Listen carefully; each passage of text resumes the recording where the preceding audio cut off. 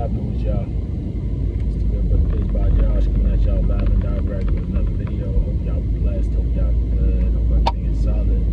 Right now I'm just getting out of work, getting ready to head back to the crib and get something solid to eat. Haven't really had too much to eat today. I usually don't eat till like later in the afternoon, but it helps keep my mind clear, helps keep my energy. If I eat too early in the morning, I feel sluggish, so I guess you can call it intermittent fasting. I really don't like to eat too late at night as well. Yeah, that's what's going on right now. Real quick, I wanted to talk with y'all today though about, well, first off, before I get started, make sure y'all like, comment, and subscribe. Make sure you talk about like what it is we're doing here for work. Definitely if you hear something that's really cool, make sure y'all drop it down in the comment section. And of course, if you have any other video ideas, let me know. I can make something. But yeah, let's get into it, y'all. So today it's gonna be another impromptu video. I think today we are going to talk about what it means to stay in your frame and not get out of your character, not get out of your mode, on how to stay focused on what really matters, not letting decisions that you make in the next 30 seconds impact the next 30 years of your life. And quite frankly, if you grew up like myself, you were praised for your volatility. You know what I mean? You were praised for your ability to pop off, go crazy, turn up, be a person who could wild out in a given situation. And, I realized that for us as people, especially if you grow up in a really not even necessarily a first world country, but in any given environment, there's a certain stigmatization around folks who tend to be more quiet, tend to be more reserved. And it's far less commonplace for folks to be reserved and level-headed as opposed to be turned up and be lively and be hyped and be on. And I was watching this interview with Stephen A. with Jaylen Brown, where they were able to speak and clear the air about certain things. And I'm gonna preface everything that I say now by stating that these are two brothers that, while I don't know them personally, I have respect for how they carry themselves publicly, because they have two very similar but very different identities, right? While Stephen A. is a much older gentleman who is more loud, outspoken, while Jaylen Brown is a younger individual, actually very close in age, and he's more reserved, but he makes a lot of his moves in silence. They are both two men who represent the progression of black race, black society in general, because quite frankly 200 years ago a conversation like that wouldn't even happen, right? So I think we have to give credit where credit is due for those people who are really in the rooms, folks who are continuing to push the needle and use their platforms to really show our people, show my folks, and even if you're not African descent or African American descent, show people in general what it means to actually stand on business. So I say this as a brother who I respect both of them quite a bit. Now, to dive into it, I would say that I was beyond impressed with how Jaylen Brown, my hair's sticking up right here, I was beyond impressed with how Jaylen Brown carried himself in that interview. I personally felt, if you haven't had a chance to go back and watch it, definitely go watch it. It was a masterclass on somebody keeping poised under fire and standing on business. I appreciated how Jaylen Brown was able to keep his composure with Stephen A, who was, in my personal opinion, really looking to actually stoke flames and trying to poke and prod to see if he can get a rise or a reaction out of Jaylen Brown for sake of reviews. And mind you, this is a brother he is said to not be walkable. He is said to not be he is said to have been too smart for the NBA. And you know, that's just code. That's really just code for a black man who doesn't act quote unquote ghetto, or you know, or is a brother who is educated. You know what I mean? This is just, we're gonna keep it real. Like, because he's a brother who he doesn't fit into the typical mold of what is usually promoted to mass society. He's seen as not marketable. He's seen as too smart, which is absolutely crazy. The brother can play ball. He can play ball. And, you know, obviously the contracts that he's been able to receive throughout his tenure in the league, obviously it shows that he is in fact marketable. But I say all this to say that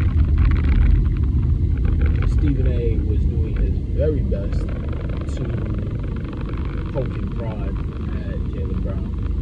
There was a moment in time a couple of months ago where he attacked his character, where the powers that be attacked his character, where there was illicit information, or alleged information rather, that had came out about him that quite frankly wasn't true. And, you know, quite frankly, man, that's crazy. My apologies, guys. I saw something wild, but allegedly, you know, the brother came on and said, look, state your source. State your source. Speak about, say exactly who it was. Now, granted, he didn't press him to state his source because, as was known as journalistic integrity, Stephen A would lose all credibility and all history behind the things that he reports if he were to state his source, right? And ultimately, even though we're looking at two black millionaires speaking, these aren't the folks who are the needle pushers. These are folks who have just been able to build up a phenomenal platform. But at the same time, if they speak out against the system in too much of a regard and name people, right, bring up people by name, they lose all credibility, right? That's quite frankly how you end up dead. So I say this to say because Jaylen Brown stayed very calm, he stayed very eloquent, he stayed very cordial, he showed a certain level of strength that for somebody who's only 26 years old, it's phenomenal to have that. He showed more strength and poise than most people twice his age, right? And it made me realize how important it is to learn how to stay focused under fire. Learning how to stay focused under fire is so important. It's absolutely important. Because we saw this man get his character attacked to his face. Essentially, he was called Robin in terms of the Batman and Robin debate, which for grown men to compare other grown men to cartoon characters, it makes absolutely zero sense to me. It's weird. But for everybody, there's a number one and a number two. But he didn't fall for any of that. He didn't give away any illicit information. He didn't speak about, you know, an ill manner. I think ultimately he carried himself with a certain level of poise that, even for myself, I strive to be able to master that, right? And it made me realize how we exist in a society that thrives off of us being confused and thrives off of us being angry.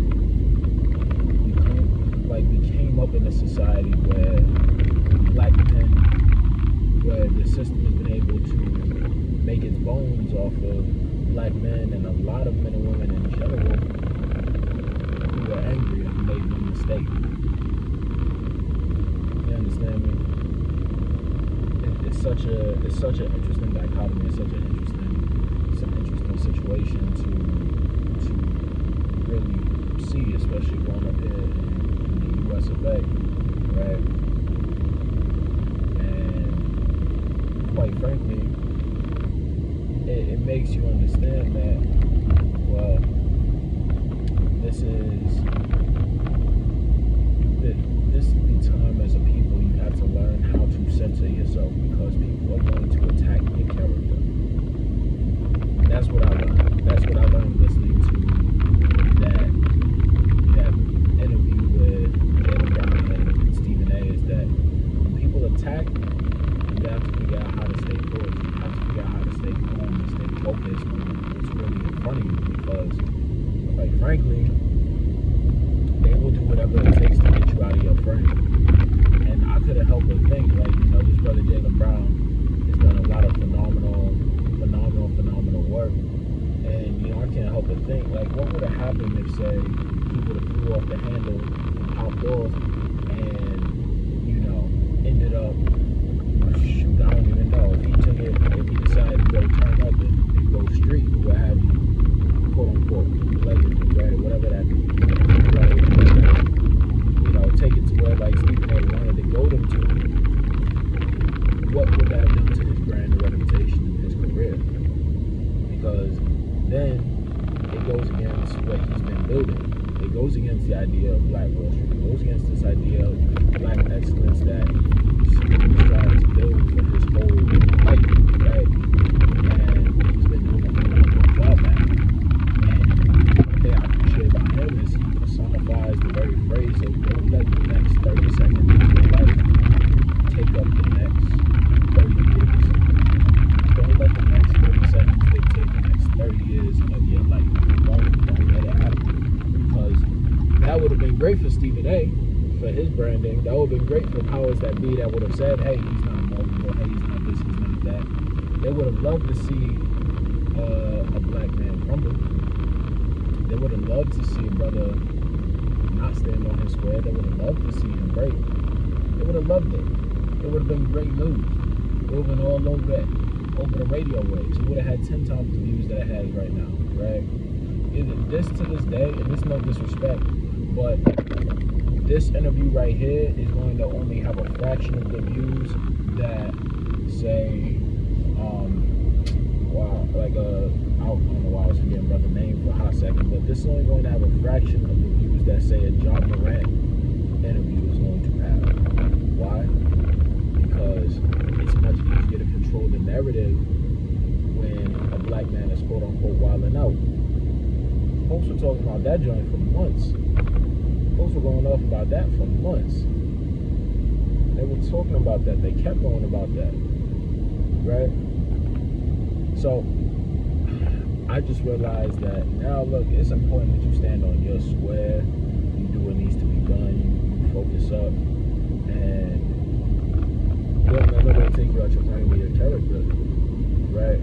Have rules and principles that you live by as a human being, as an individual, that guess what, no matter what happens,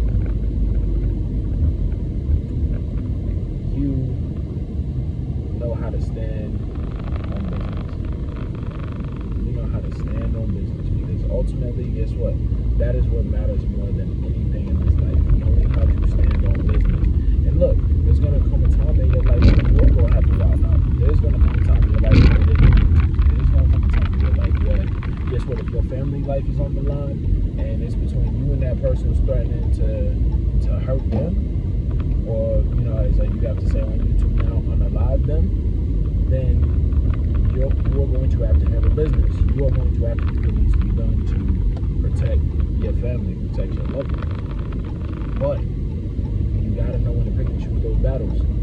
You gotta know. Right? Got something behind. Whoa, Tesla, chill out. But that's mainly what I wanted to get at today, y'all. If somebody gets you turned, remember to scale back, chill out, breathe. Find peace within yourself.